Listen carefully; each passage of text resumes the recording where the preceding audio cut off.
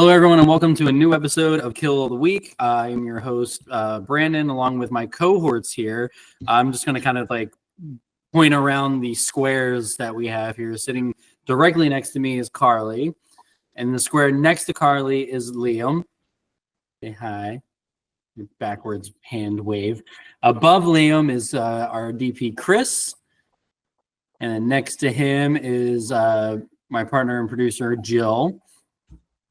And then next to her is the ever so loving in his stylish robe, Josh.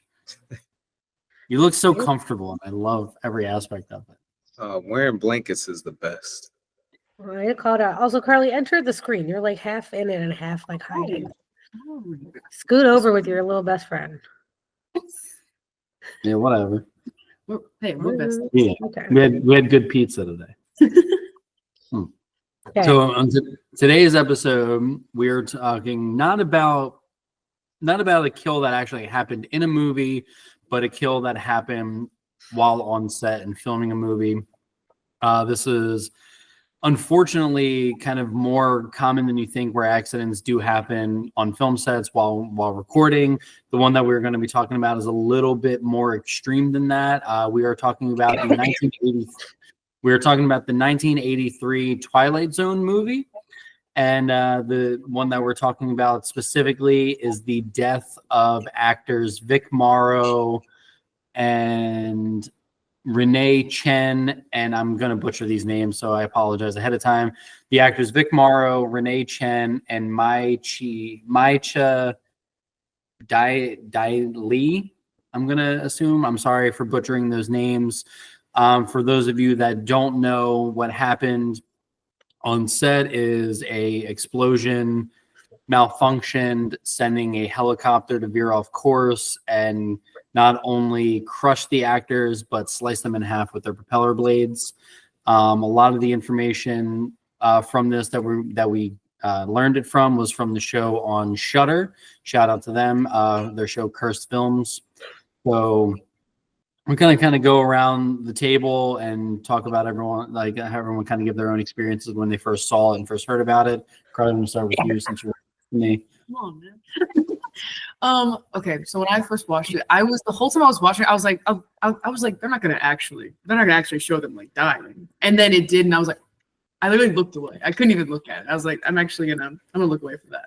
Like, I was watching it with a friend, and we both were just like jaws dropped, gobsmacked, absolutely blown away that actually happened. It was like everything could have been avoided, and they just didn't. That was frustrating, but that's my opinion. Josh, how about you? What did you think when you first saw this? So when I first saw it, honestly, I was like, no, that, like, for real? So then I actually looked up, and then when I saw this episode, I was like, those kids shouldn't even have been there. There's so many issues here, and I'm gonna start with, like, I didn't believe it, so I had to convince myself by digging more into it how real it was, and it shouldn't have. All right, Chris, how about you?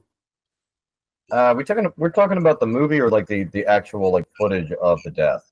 The actual footage of the death. Oh my God. I grew up watching this movie, like this is like, I love this movie when I was a kid, and I had no idea that this segment was shot for it. Like the footage of the death was just it was so it looked like it was like complete, like it was all because it's like professional expensive stunts, and then all of a sudden the helicopter just drops out of the sky and just like destroys these, like erases this man, these two children off the face of the earth out of nowhere.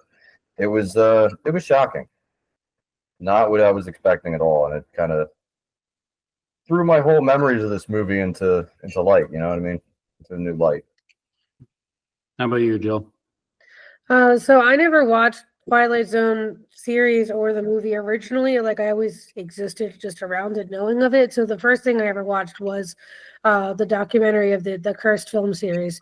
So it was every interview leading up to and anticipating the actual kill, and it's just so many emotions. It was horrible to watch. Even just rewatching it again for this episode is emotional. It's just horrendous, especially with all of us working in film. It's a million times harder. It's unthinkable what happened. All right, Liam.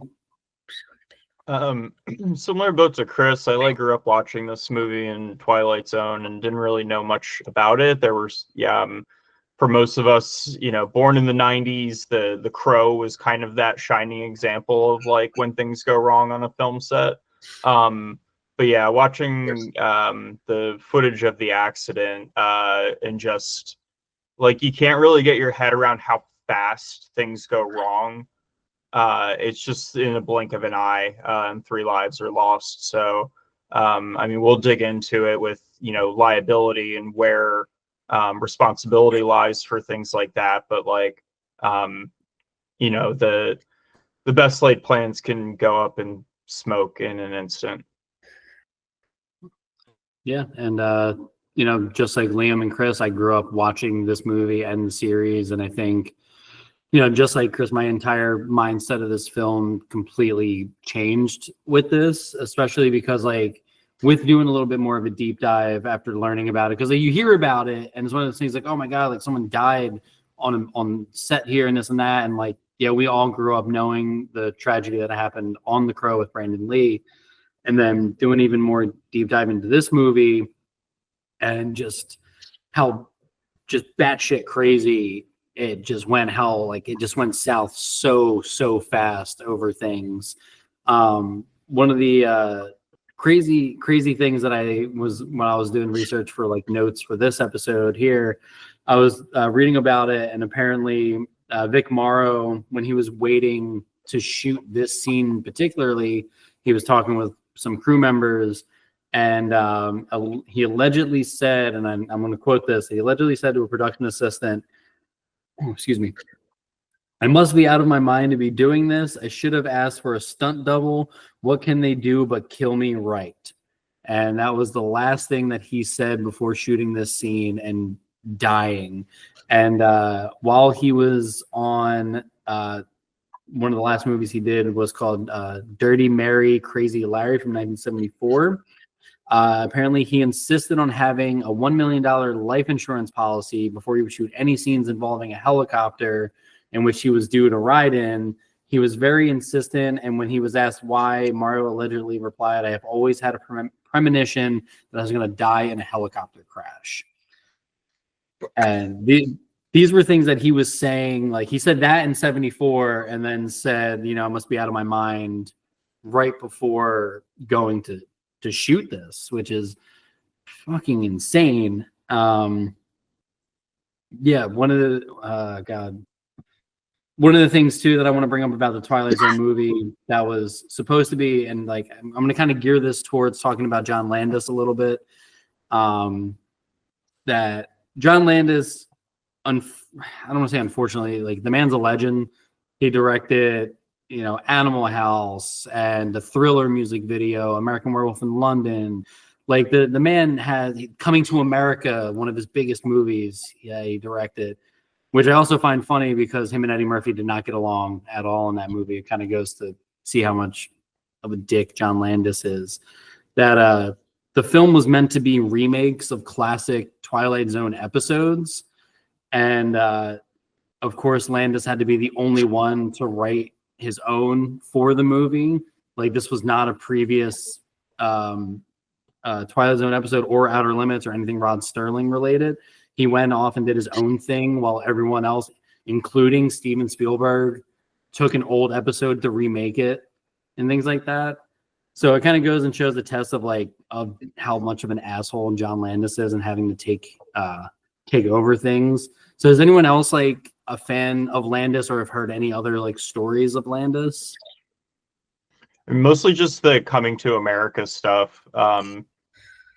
I without going into like a ton of like he said, she said sort of dichotomy, but like generally I think Eddie Murphy has been kind of all around been a good guy to work with by a lot of accounts. So if he wasn't able to like work well with him, it's a bit of a testament to his on-set demeanor.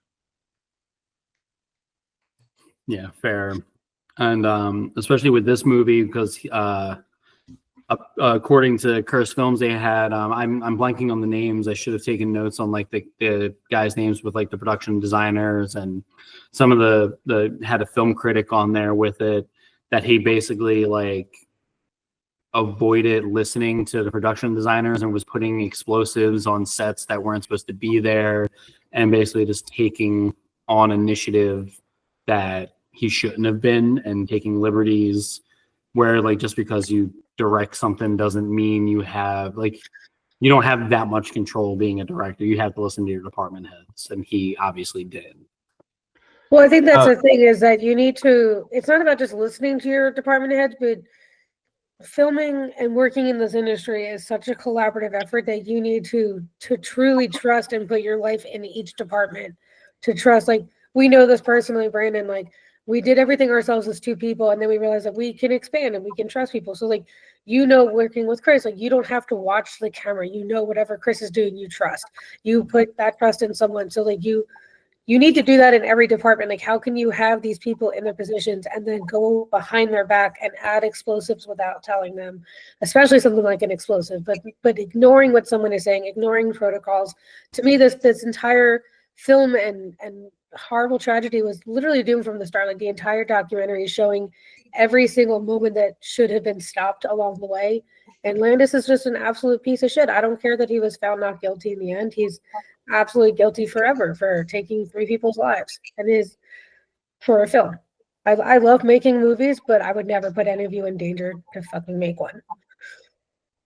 And I have to agree with Jill on that, because we have common sense and we got to use it. And outside of that, when you're not an expert in every part of your field, don't try to take control in every part of the field. Let people do their job and follow the rules. Because like I said, also, those kids, after a certain time, like in the doc, they should not have been there after 8 p.m. Shooting us at 2:30 in the morning. But it's also well, it's not even just, it was every single element of that was wrong. But to me, from like a producer standpoint, it's just producer, like, you know, with us running our shows, like, you take a responsibility for the people that you bring into a space. And that's, for us, you know, it's as simple as making sure that they have actual food that day. It's as simple as making sure you guys don't explode or die. We know from our movies of, like, we tried to hang Jess and we couldn't do it safely years ago, and we said, nope, we're not gonna strangle Jess in our living room and kill her by accident. Nope, we're good. We're just gonna cut that and figure out a different way to kill her. And we found safe ways to take care of each other, because at the end of the day, your safety is the most important. Even us running our art shows, when someone was having a seizure, I didn't give a shit that there was an art show happening. Someone's having a seizure on the floor, that's my top priority. Everything else stops to make sure he's okay. So you're telling me and that's with an art show where there's 3 of us running a show, and our production, you know, our films have all of us in it. You know, this is the most amount of crew we've ever had. We don't have a huge crew, so we look after each other. You're telling me on a Hollywood film they didn't have enough people to do this properly is disgraceful. But it's also on every single person. Like, everyone claims that Landis is the most responsible for it, but they are all completely responsible every step of the way. I don't care what anyone says. Yeah, but I also think, though, that can go into a current thing that was going on with the Rust situation, where, like, yeah, you can have a lot of people, but there's always that one that just has like that tiny pinch of power that can make the call or break the call. And, you know, with Rust, it was Baldwin. With this, it was Landis. It was also Spielberg was attached. No one wanted to, you get your name next to Spielberg. You're going to do everything you have to do to stay with him. But it could be Spielberg, but Spielberg wasn't on set for that. But it also depends on what his role was, because I think all Spielberg did was direct on this one. I think Landis had more control. I just mean having your name attached. Like, you don't want to walk off a set when you want your name in the credits with his. Well, yeah, no, I understand that. But like with Rust, I believe they had like crew members walk out with that current situation. I'll take the moment real quick for anybody that's like newer in the film industry, and we're not, you know, busting down huge budgets, but like, you know, kind of to hearken the things mentioned before this this tragedy happened. Like, when things don't feel right, they probably aren't right, and you always have the ability to remove yourself.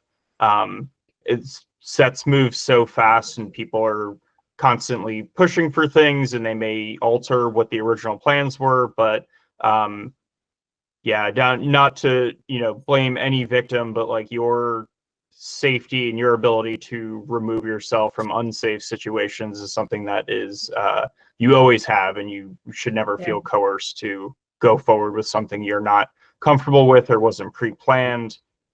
So to any young people in the film industry, just always keep that in mind. Oh, absolutely. But I mean, I think absolutely. But I think in this regard, when it happened, the parents specifically asked the crew members, "Is this safe for my kids to be in this close next to explosives on a helicopter?" And the direct quote from the documentary saying that it's like a Disneyland ride, that it's safe. It's like a Disneyland ride. And then 2 seconds later, they're cut in half. Like you're as a parent, you're trusting that these are professionals, especially on a Hollywood film like this. Like you're trusting that you can put your kids here because it's safe. They didn't know that the studios didn't want kids involved, and Landis said that he would just get kids off of the street to make his movie happen. They didn't know any of the pieces that happened and that things were happening legally. Like Josh had said about it being 2:30 in the morning. They didn't know.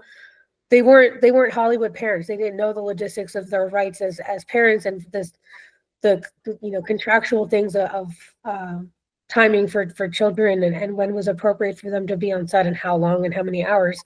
But when you're directly asking the professionals, like, is this safe? And they say yes, you trust that because these are the professionals. Mhm. And then you go home without your child. It's just horrendous. They wouldn't have known that it was unsafe as a parent. And also with, it's just horrible. Yeah, I mean, it definitely is. I'm curious because I know from the doc they went to trial 5 years. I think it said it was 5 years after the incident is when they went and like faced the trial.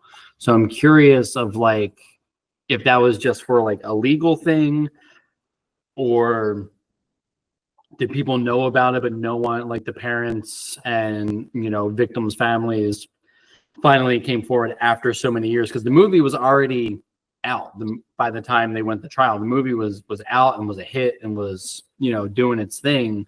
So I don't understand like the time gap between it, because when the situation happened with Rust, it was like immediate with the lawsuit, I feel like.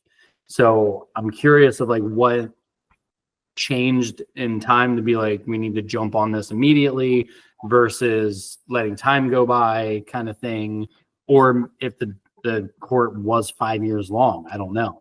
The doc, I don't think, said that. I think what it was maybe unclear was that it ended 5 years later, so it might have been going for a few years. Like Landis was officially found not guilty 5 years after it happened, so it could have been going on and off earlier. But the documentary only catches up at the 5-year mark.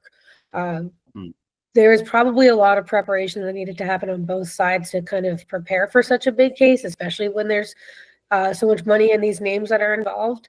Maybe with the Rust happening faster, it's unfortunately, like we have said, like with the Crow and other situations that have happened, that unsafe film sets are becoming more common. So by the time Rust happened, they kind of knew how to handle it or speed it up a little bit faster. And I don't know, in the age of media and social media and technology, if things were faster and why. But according to this that I'm reading here, it looks like, unlike the Rust incident, this had to be it wasn't clear what exactly happened right off the bat, and there was a long investigation to see, because for the longest time it was like, oh, it was an accident, and they realized by investigating what happened, the National Transportation Safety Board figured out that this is something that was actually like his fault. So then they built up a criminal case against him and prosecuted him. So that took like several years. Whereas with the Rust incident, it was clear right off the bat Baldwin shot the DP. So yeah, I mean, I do believe that. I don't think anyone went in and trying to hurt these kids and trying to hurt anybody at all. But the documentary follows the set designer as explosives were added in places that he wasn't aware of, and just goes back to the idea of communication. So like I don't think anyone went in with malicious intent, but I don't really care if you're trying to get the shot. There are people's lives, and they could have done this in so many other ways, and it's just Yeah. it's unacceptable that it happened. Completely right. And the fact that they were fined $62,000 in addition to other fees and penalties because of the kids being technically illegally on set for various reasons. And it's just, the dollar amount is not going to matter to Hollywood. $62,000 isn't going to hurt them at the end of the day. Like, obviously, like you said, the movie came out regardless. It didn't stop them. They didn't shut the production down to say we shouldn't put this out at all because this is horrendous. They still even put his movie in. They just his episode of it, his section of it, but they just cut it early, which to me is also disgraceful. Like, how do you guys feel about the fact that they still put out part of the first half of the movie without, they just cut the scene? I was actually really shocked they actually put out the movie. I looked it up to see, because I haven't seen anything about Twilight Zone. I had to look up to see if they actually put out the movie. I was actually very shocked that they still went through with production. Yeah. Well, I guess with what Chris said, that it was chopped up as an accident during it, that, it wasn't, because he was charged with involuntary manslaughter, and that wasn't even the conversation. So I guess it was an accident happened on set. These things kind of happen, and they still went through with it. I guess that was kind of part of the reason why, because it was just an accident, not someone purposely pushing it forward. We've also seen that, obviously, the Crow exists even without, him, without Brandon Lee passing away. Did Rust ever officially come out, or did that? It did. I was looking that up while we were kind of getting prepped, which sort of segue. I was going to ask just the group as a whole, where the kind of ethics needle was landing on releasing, these kinds of these movies in which, due to one reason or another, people are die on set. It's a very weird I guess question to kind of posit, because you never really think of those things, but I don't know, personally I couldn't ever want to see or have people see something that resulted in someone's death. Not that they released the actual accident footage, but the production resulted in people dying, and things that happened on set resulted on that. So I don't know that the final product should see the light of day, but I mean, we have 3 cases right here that we've already talked about that, those things happened and the movie still went on. Yeah. See, I guess if are you asking from the perspective of working on a set for it, or Would as you a whole? would you put out a movie if someone died on one of our sets? Would you still put it out? Absolutely not. I couldn't justify that. No sense of art is, in my opinion, that. But then I feel like I'm contradicting myself, because I love The Crow. I loved The Dark Knight that resulted in a death. The movie, I love this movie and things like that. I enjoy these movies despite those things happening. On a personal level, I don't think I can ever put one out, but I do love the movies that have that, because the film itself resonates with me in some way, shape, or form. You didn't know that they died before you watched the movie. We were young enough that you never knew the death and then watched Twilight Zone. Well, for the Twilight Zone, no. For The Crow, yes. For Dark Knight, yes. Yeah. Later in life, we knew all these consequences when That's they were that. Wait. So it didn't stop me from watching it, but I wouldn't be able to put it out. Yeah, I'm kind of with. Yeah, I'm more with that. I'm not going to put it out if somebody put it down on the set I directed.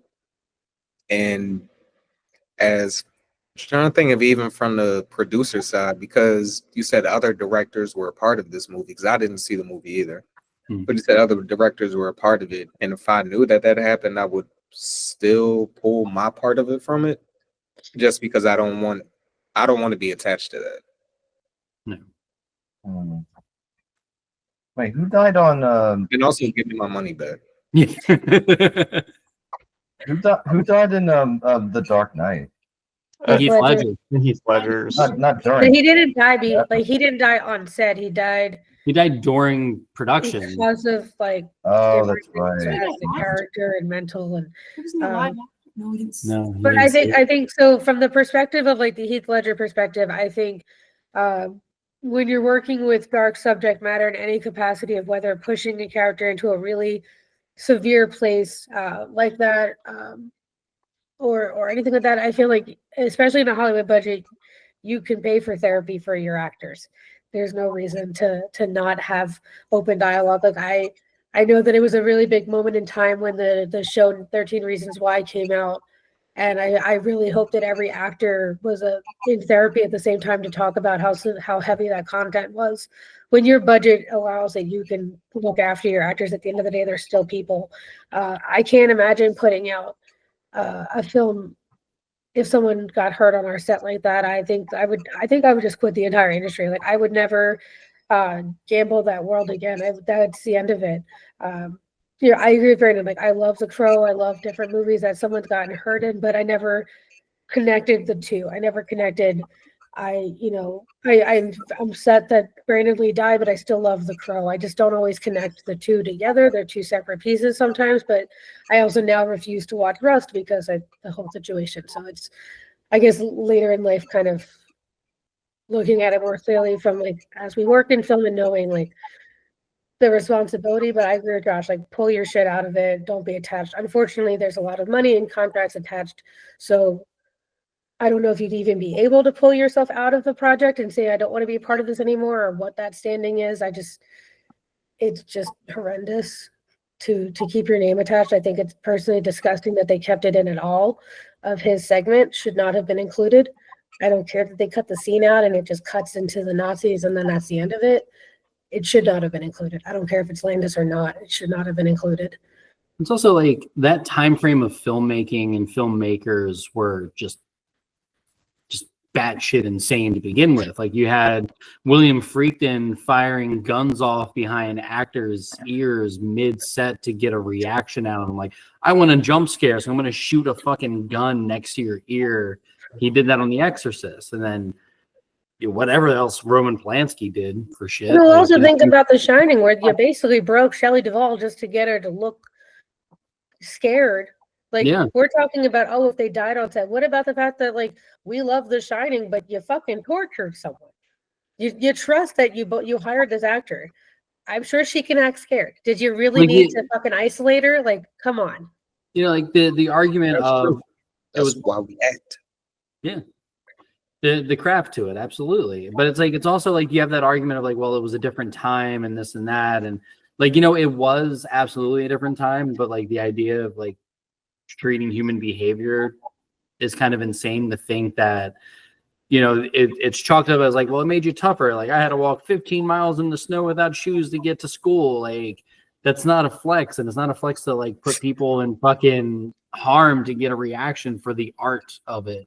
Like you can be an artist. My problem is that we're not learning from the past, because even during like the golden age of Hollywood of like the Wizard of Oz, that everyone loves the Wizard of Oz, but no one talks about the fact that they only let her have cigarettes and black coffee because she needed to lose weight and not have a chest and look younger than she was. And, Shirley Temple was put on ice blocks when she got in trouble on set. Like, we didn't talk about the fact that in the golden age of Hollywood, children were treated like animals.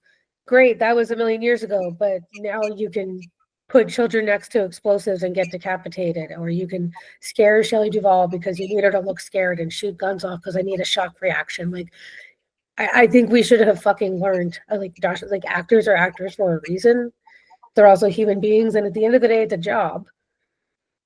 Like you may not clock in and out in the same way as a 9 to 5, but like you have a job and you expect to go home at the end of the day. And the fact that they didn't get to go home is just horrendous. And to me, I personally had a hard time in the documentary of them going in back and forth with Lloyd Kaufman. I personally don't enjoy the fact that he's like the reference in it, because I don't think he's a prime example of how to run a film set. I think he's a part of the what not to do on set. Everyone thinks it's funny that, trauma. I'm like, Okay, but you get to camp out like animals. You get what, cheese sandwiches or a Make peanut cheese butter sandwiches on trauma cheese sets. sandwich. Yeah. You don't get paid. It's so funny to like rough it for a trauma film. Why? Lloyd is not the example of like, I know he has a sign of taking care of people. Sure, so someone might not get shot, but also like they're also treated like garbage, and he's well known for screaming at everyone like animals. So I don't think he was a prime example in that documentary that should have been talking about set etiquette. I think he's a part of the problem in a different regard. That someone might not have died on his set, but he's also treating people like shit. Yeah, that's why they say like you're not allowed to work a trauma set unless you watch the two documentaries, Poultry in Motion, which is the making of Poultrygeist, and Farts of Darkness, I believe is what it's called, and it's the making of Toxic Avenger Part 4. And those were two documentaries that I recommend everybody watch if you love cinema and if you love trauma, especially. Like, you see what it's actually like on set. And like, yeah, they talk about getting cheese sandwiches, working like 20 some odd hours on stuff and this and that. But that also goes hand in hand for the fact that the only professionals that, from what I understand, like, you know, we worked with trauma, but we didn't work on film sets with trauma. We worked alongside trauma doing like publicity videos. So we shot film premieres, or we worked with them for a weekend at like conventions and documented their time at conventions for them. We didn't work on a set with them, but from what it looks like from those documentaries, the only like professionals that they hire are department heads, versus like all the other people are just people who want to be in a trauma film for the sake of being in a trauma film. So you kind of have that ability to just be like, okay, cool, you're here at your own will. You don't have to be here, and you can leave whenever you want to. There's nothing contractually binding these people to these sets when it comes to trauma to keep them there. But I understand where you're coming from, that like he's not the best example of it, but that's because he doesn't always use industry professionals on trauma sets. Yeah, I don't think it's about industry professionals. I think it's about treating people like human beings. Like, I think it's like, I mean, we've worked on every version of low budget of student films and micro budgets and things, and we've worked those 24 plus hour shifts. We've frozen to death in the woods making forts and different things. Like, we've put ourselves in all of these situations actively aware of what we were doing, but we were also still treated like human beings. Because even on the one shoot that Brandon and I worked art department, where it was that did handle physical props that were real weapons, and having those conversations on set for set safety and explaining, you know, there was a bat that someone built that it was like a zombie apocalypse type thing. There was a bat that had real nails sticking out of it because the budget didn't allow for a prop version, so they made a real version. And having those conversations of who was allowed to hold this bat. As soon as they say cut, it's handed back to only very certain people. We kept it away from everybody. The actor got it. We went through safety protocol with them. Like, we did every step of the way of what we were told to do, not even being the department heads, but just being with that art department at the time, of learning, you know, safety. And that's on the budget. That brings me to a question I want to ask everybody here. So the reason why we have those set protocols is because of the Crow. There was no such thing as a weapons check until what happened on the Crow, or Brandon Lee dying with that. So my question to everybody, as these things are tragedies, absolutely, like humans' lives were lost, but we wouldn't have certain things unless something bad, like, you know, something doesn't go on a warning label unless someone did it. You know what I'm saying? So like, is there any room for understanding that like these bad things happened in order to make the future better? Like what does everyone think about that? Real quick before we go around the circle, just to tie this back, because I was doing a little research on the side here for Twilight Zone's movie in particular. So as a result of the accident, the FAA required new permits and certificates for low-level helicopter movie making operations in particular. So there was nothing in place from the FAA or the NTSB, the transit board, to kind of regulate and prevent these things. So kind of talking again, as Jill said, about like that era of filmmaking, it was very Wild West with what was allowed. So, you know, aside from the pyrotechnics issues, like technically they were in legal bounds with their usage of the helicopter. Not that that was at all safe or should have happened, but like there were no constraints. And as Brandon said, like we only got regulation that made sense after something bad happened. Yeah. Okay, that makes sense. Then that's insane. A lot of it So then, is just common sense too. You know, I mean, you got a hovering helicopter, which are not easy machines to control, like right above two children that they kind of like coerced onto set. You know what I mean? Well, I don't think it takes a genius to realize fire bad. Yeah, Don't I mean, touch. Caution hide. Like, don't put the kid near the fucking explosion. Don't do it. Like, you could have easily put a dummy in. Like, they're just. I don't think there needed to be. I understand what we're saying. Like, yes, one thing had to happen for us to learn for the future, but I don't think it needed to be spelled out to say don't put a child next to a helicopter and an explosion. yeah, it seems like everybody on that set knew it, like this was a horrible idea, but you know, kind of groupthink just kind of took over, and everybody just went with it. And I mean, the good thing with that is learning from the learning from that. So in the example of Rust of some of those crew members saying this is wrong and walking off set. So I think we live in an age where we're getting better at standing up for ourselves and saying this something's not right and being able to walk away. But it also, you know, you finally get into some of these big films and you could potentially lose your career, but also you also could be a part of losing someone's life. well, that's what happened with the production designer on Twilight Zone. He said his career was over the second that happened. Yep. It started and ended in that exact moment because no matter what anyone says, you're still a part of the guilty party, even though, and it was horrendous watching his interviews of his guilt and how much pain he's going through to this day of going through. Because like I saw a lot of us in him and as he was talking and feeling it because everything we do, we're doing it with every part of ourselves. We care about you guys. We make sure everything we can do within our power to look after everyone. That if something were to ever happen to you guys, if you got a fucking paper cut on set, I would rip myself apart that something happened to you. Like I would never be able to forgive myself if that happened. You put people in this world, you're responsible for them. And you could see it of how horrible that's hit him, that this was unfortunately out of his control, but he was still a part of that conversation that was what led to this happening. And it's just, I don't know. It's disgusting that he lost his job and he will never work again, but Landis continued. Everybody else was fine. Which Well, is, No, go ahead, Josh.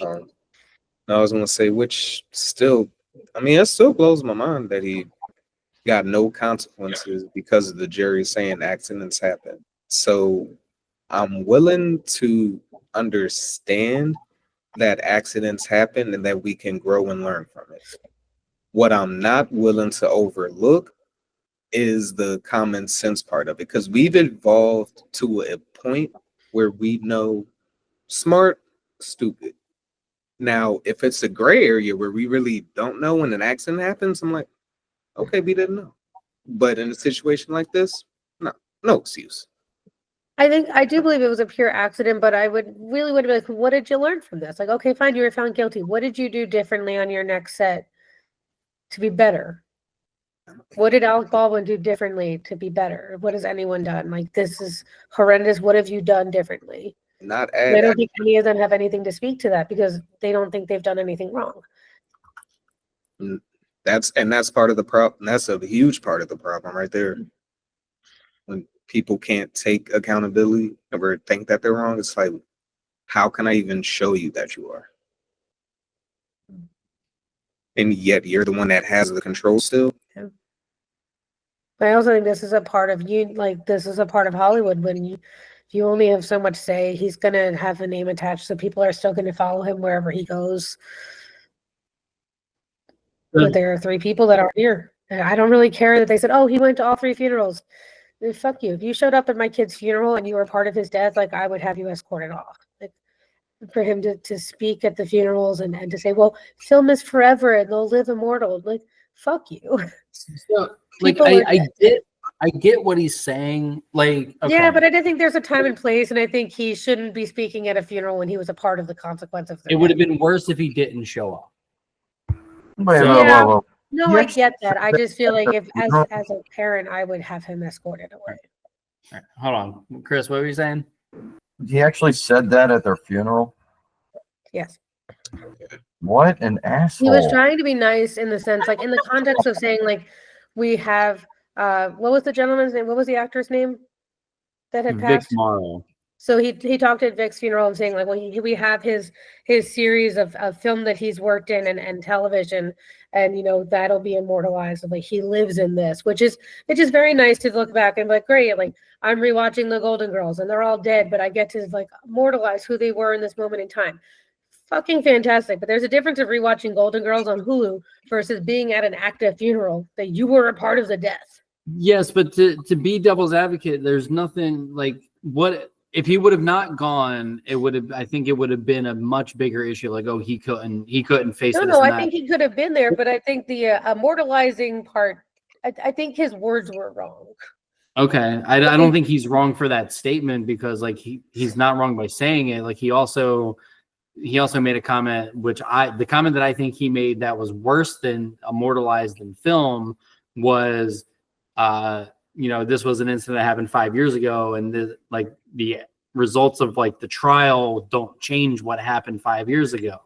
That is a more wrong statement, in my opinion, than what he said at a funeral. But like, you had people on that doc like Kane Hodder that talked about the idea of like you can't necessarily put someone like we can absolutely, but like you can't necessarily point fingers that someone's at fault, but like you need to make someone at fault. That accidents do happen, and he gave an example of a stunt that he did of like a car stunt that he talked about, and he's like, as stunt coordinator, mapped out where like this car was supposed to flip off of a cliff and this and that, and like mapped it out to where the car was going to land, where the camera can go safely, and this and that. And like when I went to do the stunt, I overshot more than I thought I was going to, which resulted into an accident. Not, that I could predict, not that he could predict that type of thing happening. So like I understand the idea of the accidents, but again, like what Chris said and what Josh said, the common sense area between smart and stupid, you can kind of make a better decision. But I do also understand like the hard side of it to just be like, well, yeah, shit does kind of happen at the same time, despite certain actions of things being safe. Like, first day of us shooting our film Aphasia, I fucking sliced my hand because I opened the car trunk wrong. Like I opened up our trunk to get equipment out and got fucking latched. Like no one could have predicted that shit happening. It's the same, not that I didn't lose a fucking hand or die, but accidents happen. I'm not defending Landis, especially it's because not that about the same idea year, that accidents happen. It's what did you do differently since then? And like Kane Hodder is a prime example of like, okay, he had a car situation that went wrong. He literally set himself on fire wrong. Okay, what have you learned differently? Like he's a prime example of shit went wrong, and here's what I'm doing better next time. I think there's only so much you can do, and sometimes it is pure accidents, but I feel like no one really took responsibility in this case to say, here's what we're doing differently in the next time, besides what was legally forced upon. But also, though, we don't know what he did differently afterwards because the same year that this movie came out was the same year that Michael Jackson's Thriller came out. Despite what was shot first, the Twilight Zone movie was shot first in '82 to come out in '83. Michael Jackson's Thriller came out '83, and he did Spies Like Us after that. Three Amigos, Coming to America, all came out after the Twilight Zone movie. So we don't know what he would have done differently to fix something, to be better. Granted, with what we said about what the stories came out with Coming to America of him and Eddie Murphy not getting along well, but also to still hinder on the fact of the balance of his John Landis being a dick. Getting along and killing someone are two different things. It is, but it was also the fact that at the end of that episode, they said that they reached out to John Landis and he refused to like answer. So to even talk about it now, you can waver in two ways. It's said and done. He said everything I needed to do. He went through it.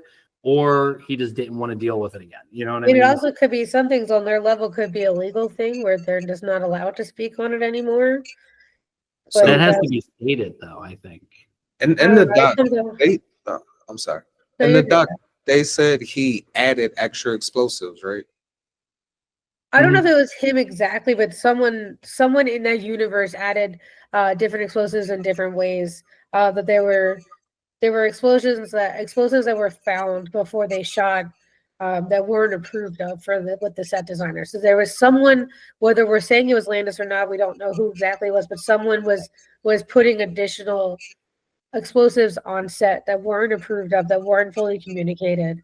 Someone had to have been giving the okay. I don't know to what extent Landis had a say in certain things. I don't know I if thought he it was him specifically.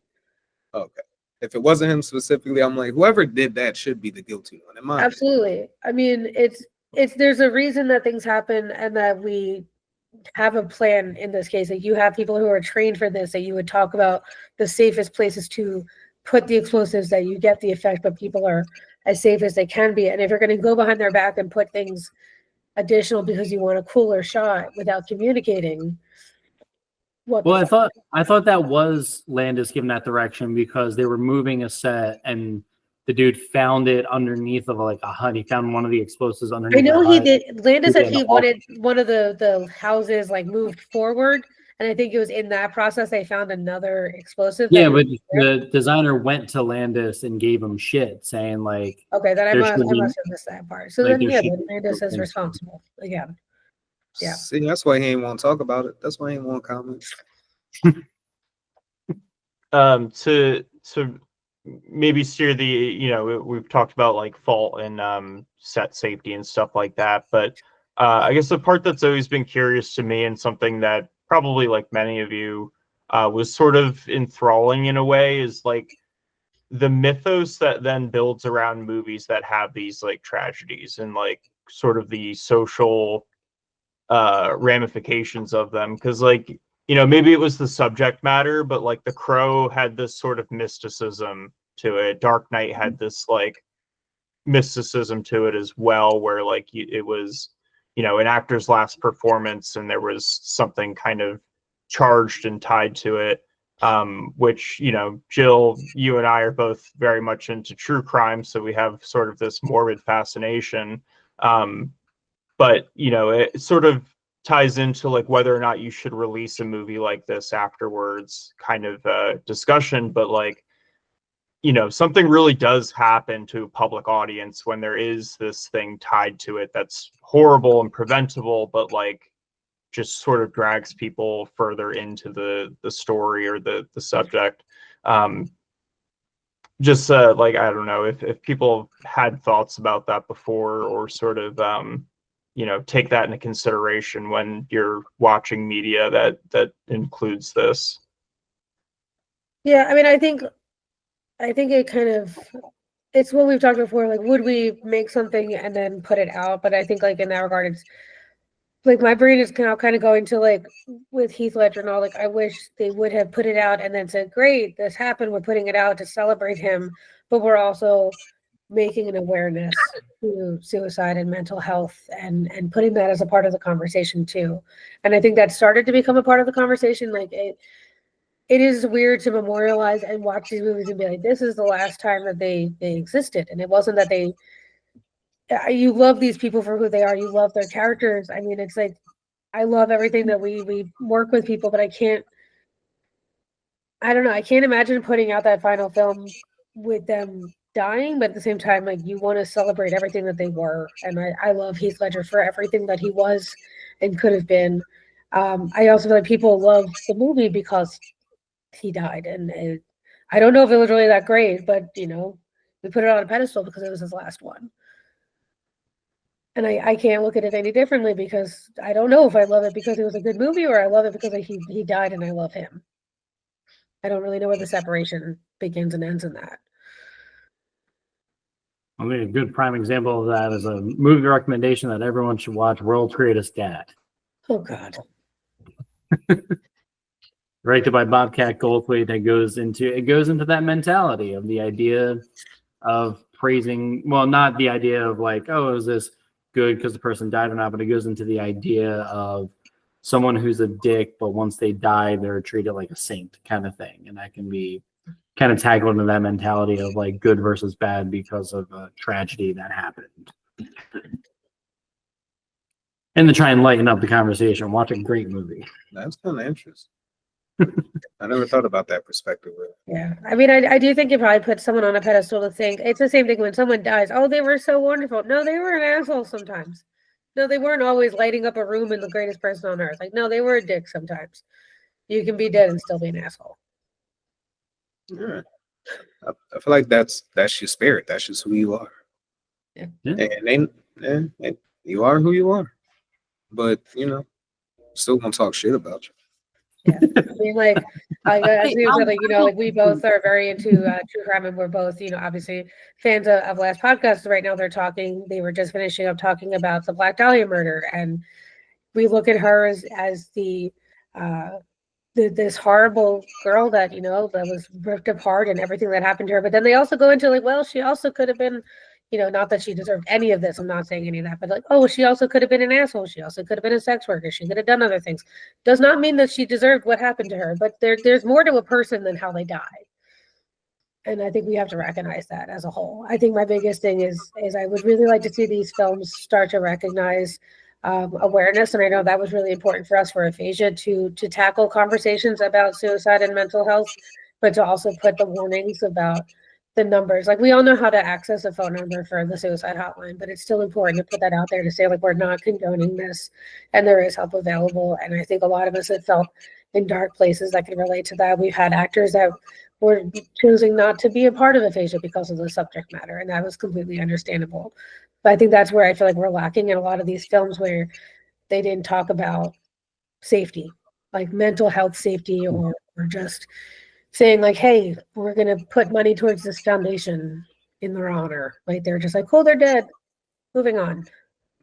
Hold on, to backtrack a lot of not a lot of what we were saying, but to kind of go back to we talked about Steven Spielberg. We talked about the idea of like not putting out movies that involve these things. Doing a little bit like more deep dives into the film while we were talking here. According to this thing, IMDb, Steven Spielberg ended his friendship with John Landis as a result of the on-set helicopter crash that killed the actors. He said that the fatal accident had made me grow up a little more and left everyone who worked on the movie sick to the center of our souls. With regard to how the crash influenced people's attitudes towards safety, he said, no movie is worth dying for. I think people are standing up much more now than ever before. To producers and directors who ask too much, if something isn't safe, it's the right and responsibility of every actor or crew member to yell cut. George Miller, who did he directed the final bit of the movie. He recreated the Something on the Wing episode. That was George Miller's short. He was so repulsed by the entire scenario, he abandoned post-production of a segment unannounced, but filming was completed and edited for the film without him. So, I'll probably pull a Spielberg move in that case. Yeah, Spielberg and George Miller both up and left. Well, Spielberg didn't leave, but he ended his friendship. But George Miller left. All right, maybe George. I respect that. I think that really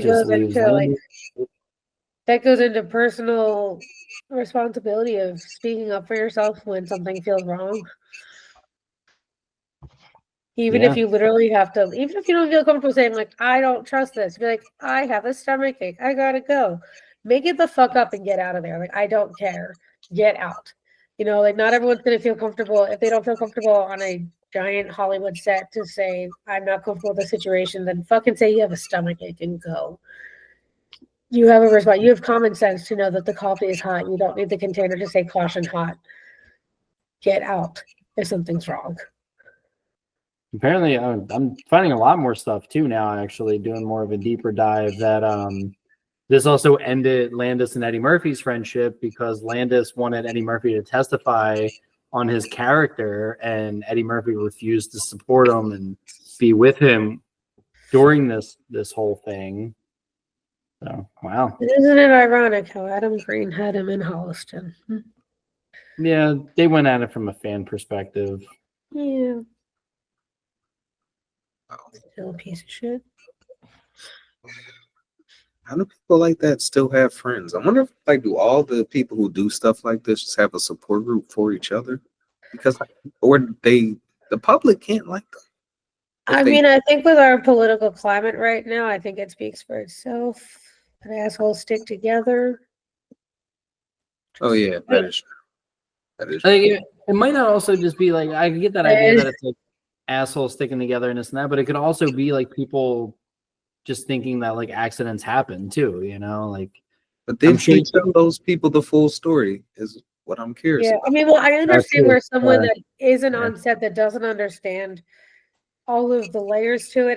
We're coming at it from a perspective where we all work in film and we've all been on sets, and maybe some of us have had experiences that we were uncomfortable or something was wrong.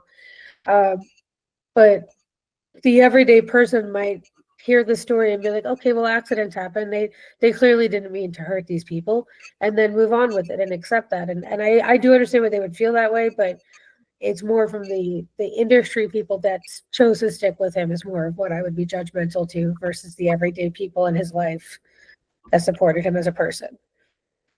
Fair, yeah, Yeah, that's very fair. fair. That's fair. All right. I mean, I don't literally, even think know. it really just everything just comes down to the responsibility of everyone, no matter how big or small.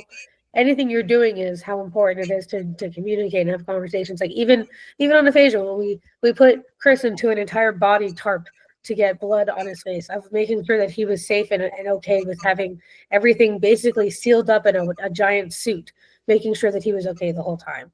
And not Yeah. just be like, okay, hope you can breathe, hold your breath, good luck. Having communication for something as simple as that. Hmm.